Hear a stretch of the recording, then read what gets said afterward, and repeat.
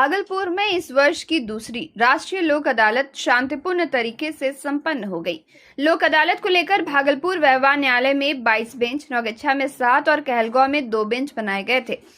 लोक अदालत का उद्घाटन जिला एवं सत्र न्यायाधीश राजकुमार राजपूत, प्रिंसिपल जज दीपांकर पांडे, जिलाधिकारी डॉक्टर नवल किशोर चौधरी और वरीय पुलिस अधीक्षक प्रमोद कुमार यादव समेत कई न्यायिक अधिकारियों ने संयुक्त रूप से किया।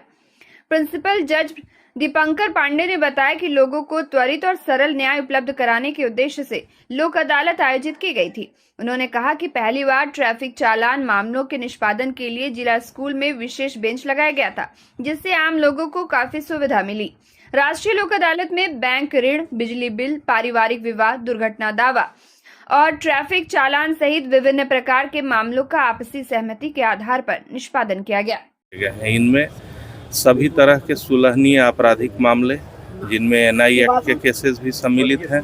इसके अलावा motor vehicle accident claim tribunal से रिलेटेड केसेस हैं जो वो रहेंगे, और भी पारिवारिक विवाद से संबंधित मामले का सुलह निष्पादन किया जाएगा। बैंक ऋण, इलेक्ट्रिसिटी एक्ट से रिलेटेड केसेस, सारे केसों का निपटारा विवाद का किया जाएगा। इसके अलावा ट्रैफिक ई चालान के लिए 5 बेंच जिला स्कूल में स्थापित किए गए हैं। वहाँ पे सारा व्यवस्था है, ऑनलाइन ऑफलाइन कैश से भी आप पेमेंट करके अपना ट्रैफिक ई चालान का पेनल्टी को भर के अपना ऋण मुक्त हो सकते हैं।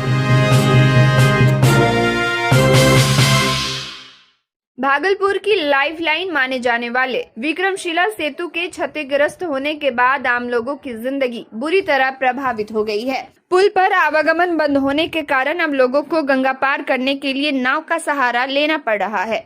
इस बीच शादी विवाह का मौसम भी लोगों के लिए नई परेशानी लेकर आया है। नवविवाहित जोड़े अब कार और बस की जगह नाव से अपनी नई जिंदगी की शुरुआत करने को मजबूर है। गंगा घाटों पर इन दिनों भावुक और अनोखे दृश्य देखने को मिल रहे हैं, जहां दूल्हा एक हाथ में दुल्हन का सामान संभाले और दूसरे हाथ में पत्नी का हाथ थामे नाव पर चढ़ता नजर आ रहा है। वही दुल्हन भी रिश्तेदारों के साथ सावधानी से नाव में सवार हो रही हैं। स्थानीय लोगों का कहना है कि विक्रमशिला सेतु के टूटने से सबसे ज्यादा परेशानी रोजाना सफर करने वाले लोगों और शादी समारोह में शामिल होने वाले परिवारों को हो रही है। बावजूद इसके लोग हर मुश्किल को पार कर अपने रिश्तों और परंपराओं को निभाने में जुटे हुए हैं। गंगा घाटों पर नाव से हो रही दुल्हनों की विदाई अब लोगों के बीच चर्चा का विषय बन गई है। ये दृश्य एक ओर जहां परेशानी को दिखा रहा है, वहीं दूसरी ओर लोगों के जज्बे और परिस्थितियों से लड़ने की ताकत को भी बयां कर रहा है। पत्नी को लाने का है। कितना परेशानी हुआ आपको? परेशानी तो बहुत हुआ। कब चले थे घर से, कब पहुँचे यहाँ? 3 घंटा हो गया निकलने से। 3 घंटा? जबकि कितना देर का रास्ता है मकनपुर यहाँ से? आधा घंटा 1 घंटा का। आधा घंटा का रास्ता। भागलपुर के बरारी घाट पर इन दिनों जीविका दीदियों की एक खास पहल लोगों के बीच चर्चा का विषय बनी हुई है। गंगा तट पर श्रद्धालुओं, राहगीरों और स्थानीय लोगों के लिए बेहद किफायती दर पर शुद्ध और स्वच्छ भोजन उपलब्ध कराया जा रहा है। बिहार सरकार के जीविका मिशन के तहत संचालित इस रसोई का संचालन गंगा जीविका स्वयं सहायता समूह की महिलाएं कर रही हैं। समूह की सदस्य लक्ष्मी देवी ने बताया कि इस पहल का उद्देश्य लोगों को कम दाम में गुणवत्तापूर्ण भोजन उपलब्ध कराने के साथ साथ महिलाओं को रोजगार और आत्मनिर्भरता से जोड़ना है। यहाँ मात्र 50 रुपए में भरपेट शाकाहारी भोजन दिया जा रहा है, जिसमें चावल, दाल, सब्जी, पापड़ और सलाद शामिल हैं। इसके अलावा बिहार के पारंपरिक व्यंजन भी लोगों को आकर्षित कर रहे हैं। 20 रुपए में लिट्टी चोखा, 30 रुपए में चूड़ा फ्राई और घुगनी, 25 रुपए में प्याज पकौड़ा, 10 रुपए में चाय और 20 रुपए में सत्तू का शरबत उपलब्ध कराया जा रहा है। सभी खाद्य पदार्थ साफ सफाई और घरेलू स्वाद को ध्यान में रखकर तैयार किए जा रहे हैं। घाट पर आने जाने वाले लोगों ने इस पहल की सराहना की है। जीविका समूह की महिलाओं का कहना है कि पहले ही दिन से लोगों का अच्छा सहयोग मिल रहा है। इस पहल से न सिर्फ महिलाओं को रोजगार मिल रहा है, बल्कि घाट पर आने जाने वाले लोगों को भी राहत मिल रही है। जीविका से काम करते हैं। यहाँ पे बरारी घाट पे दिया गया है हम लोग को व्यवस्था। चूड़ा फ्राई है, घुगनी है और चावल दाल का व्यवस्था है, पकौड़ी है, चाय है, कॉफ़ी है, चावल दाल का भी है और पानी का भी व्यवस्था दिया गया है। कब से शुरू हुआ है ये कल से शुरू हुआ है।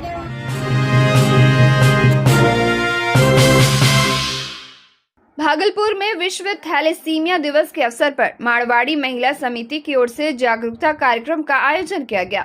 स्थानीय नवयुग विद्यालय में आयोजित इस विशेष सेमिनार में स्कूली बच्चों को थैलेसीमिया जैसी गंभीर बीमारी के प्रति जागरूक किया गया। कार्यक्रम में मुख्य वक्ता के रूप में शामिल हुए डॉक्टर शांतनु ने बच्चों को थैलेसीमिया के कारण, लक्षण और बचाव के उपायों की विस्तृत जानकारी दी। उन्होंने कहा कि समय पर जांच और जागरूकता के जरिए इस बीमारी को काफी हद तक रोका जा सकता है। सेमिनार के दौरान बच्चों ने भी उत्साहपूर्वक भाग लिया और स्वास्थ्य से जुड़े कई सवाल पूछे।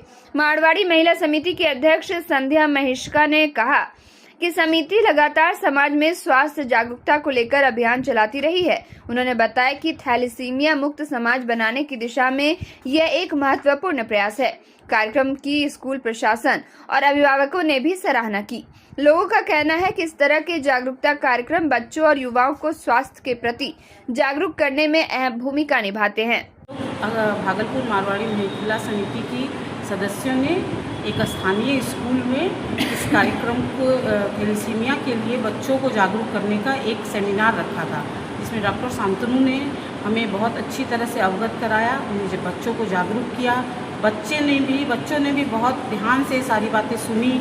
कई बच्चों ने क्वेश्चन भी किए और डॉक्टर साहब ने उन्हें उनके सवालों का जवाब देकर उन्हें संतुष्ट भी किया।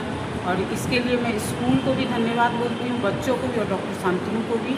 और हमारी मारवाड़ी महिला समिति इसी कार्य में कार्यरत है कि हमारे समाज से थैलेसीमिया की बीमारी को हमें हटाना है। उसके लिए ही हम जागरूकता फैलाने की, लोगों को जागरूक करने की कोशिश कर रहे हैं।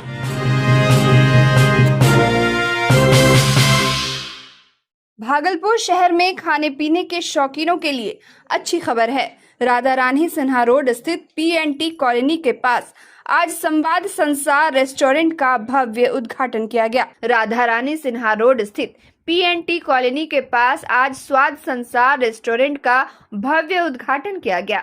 आधुनिक और आकर्षक इंटीरियर से सजे इस रेस्टोरेंट को ग्राहकों को बेहतरीन माहौल और शानदार फूड एक्सपीरियंस देने के उद्देश्य से तैयार किया गया है। स्वाद संसार में ग्राहकों को इंडियन, चाइनीज और तंदूरी व्यंजनों की विस्तृत श्रृंखला उपलब्ध कराई जा रही है। रेस्टोरेंट संचालक के अनुसार यहां स्वाद के साथ साथ साफ सफाई और गुणवत्तापूर्ण मसालों का विशेष ध्यान रखा गया है। अनुभवी शेफ द्वारा तैयार किए गए व्यंजन लोगों को खास अनुभव देने का दावा कर रहे हैं। रेस्टोरेंट को परिवार के साथ डिनर, बर्थडे पार्टी और दोस्तों के साथ गेट टुगेदर के लिए विशेष रूप से डिजाइन किया गया है। उद्घाटन के मौके पर बड़ी संख्या में स्थानीय लोग और अतिथि पहुंचे, जिन्होंने यहां के विभिन्न व्यंजनों का स्वाद लिया और रेस्टोरेंट की व्यवस्था की सराहना की। रेस्टोरेंट संचालक शिव शंकर प्रसाद ने बताया कि ग्राहकों को बेहतर स्वाद और शानदार सर्विस उपलब्ध कराना उनका मुख्य उद्देश्य है। उन्होंने शहरवासियों से एक बार स्वाद संसार जरूर आने की अपील की। मेरा कोशिश यही रहा है कि जो शहर में पार्किंग जगह की कमी होती है, एक हेल्दी एनवायरनमेंट नहीं मिल पाता है, उसको फुलफिल करने का कोशिश किए हैं। हमारे यहाँ रेस्टोरेंट, बैंक्वेट रूम्स की सुविधा है और खाने के भी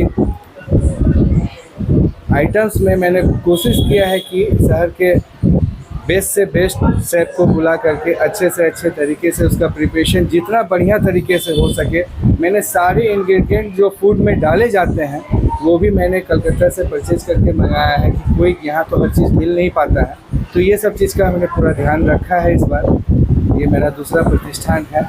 कीमत में क्या अंतर पड़ेगी? कीमत में अंतर पड़ेगी सर। अभी तो हमारे यहाँ डिस्काउंट रहेगा, बम्पर डिस्काउंट रहेगा, टाइम टू टाइम डिस्काउंट रहेगा। ये पक्का है कि शहर में जो आइटम लोगों को दूसरे जगह पे जो मिल रहा है उससे कम रेट में हमारे यहाँ मिलेगा।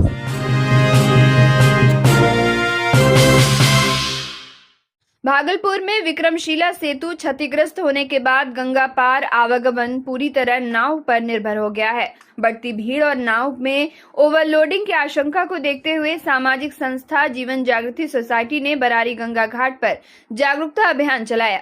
संस्था के राष्ट्रीय अध्यक्ष डॉक्टर अजय कुमार सिंह के नेतृत्व में सदस्यों ने घाट पर राहत एवं जागरूकता शिविर लगाया। इस दौरान नाव से सफर करने वाले यात्रियों के बीच सुरक्षा संदेश वाले पंपलेट वितरित किए गए और घाट परिसर में जागरूकता बैनर भी लगाए गए। आने जाने वाले लोगों के लिए पीने के पानी की भी व्यवस्था की गई। डॉक्टर अजय कुमार सिंह ने लोगों से अपील करते हुए कहा कि एक आपदा से हम बचे हैं, दूसरी आपदा नहीं आए, इसके लिए सभी को मिलकर प्रयास करना होगा। सरकार द्वारा बनाए गए नियमों का पालन करना हर नागरिक का कर्तव्य है। पंपलेट के माध्यम से यात्रियों से नाव को ओवरलोड होने से बचाने और सुरक्षा को प्राथमिकता देने की अपील की गई। पैम्पलेट में लिखा था, आप खुद अपना रक्षक बने, नाव को ओवरलोड होने से बचाएं, आपका जीवन आपके परिवार के लिए अमूल्य है। संस्था के सदस्यों ने नाव चालकों और यात्रियों को समझाया कि क्षमता से अधिक लोगों को नाव पर बैठाना बड़े हादसे का कारण बन सकता है। अभियान के दौरान लोगों ने भी इस पहल की सराहना की और इसे समय की जरूरत बताया। यह आपदा की घड़ी है और इस आपदा में दूसरी आपदा नहीं हो जाए, इसीलिए जीवन जागृति लोगों को सचेत कर रही है कि आप आने जाने के क्रम में हड़बड़ी नहीं दिखाएं। आपका परिवार आपका घर में इंतजार कर रहा है। सरकार ने बहुत अच्छी व्यवस्था की है, इसके लिए सरकार जो है जिला प्रशासन धन्यवाद के पात्र है, लेकिन आप उसको सहयोग करेंगे तभी ये व्यवस्था सुचारू रूप से चलेगी। जो उन्होंने नियम बनाया है सरकार ने कि 20 सवार ही छोटे नाव में जाए, तो 20 सवारी खुद आप गिने। आप यदि देख रहे हैं कि ज्यादा सवार है तो आप खुद उतर जाएं और अपने मौत को गले लगाने से बचे, बल्कि उसको दूर फेंक दें।